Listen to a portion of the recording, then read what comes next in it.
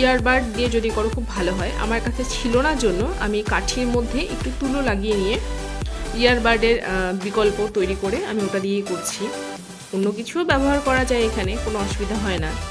তো যাই হোক, আমার ডিজাইনটি দেখো এরকম করলাম। তোমরা এখানে অন্য রং, তুলি এগুলো ব্যবহার করতে পারো।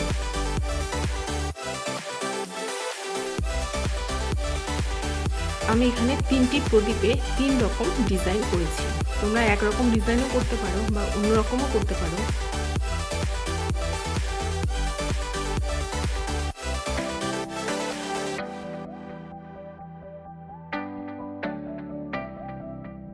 তো আমি এখানে আমার মন মতো 3টি খুবই সাধারণ ডিজাইন আমি প্রদীপগুলোতে করে নিয়েছি।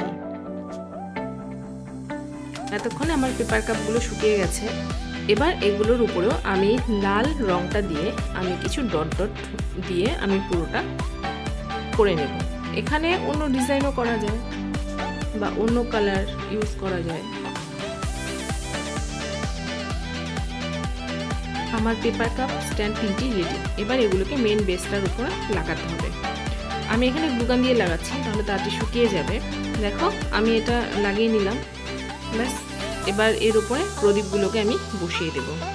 এখানে এমনি প্রদীপ বসালাম, আর এগুলোর উপরে ওই সলতেগুলো যে হয় আর কি, বা ক্যান্ডেলও লাগানো যায়, আমি এখানে সলতে দিয়ে দিয়েছি। তো দেখো কেমন লাগছে। যদি ভালো লাগে লাইক করো, কমেন্ট করে জানিও কেমন হয়েছে।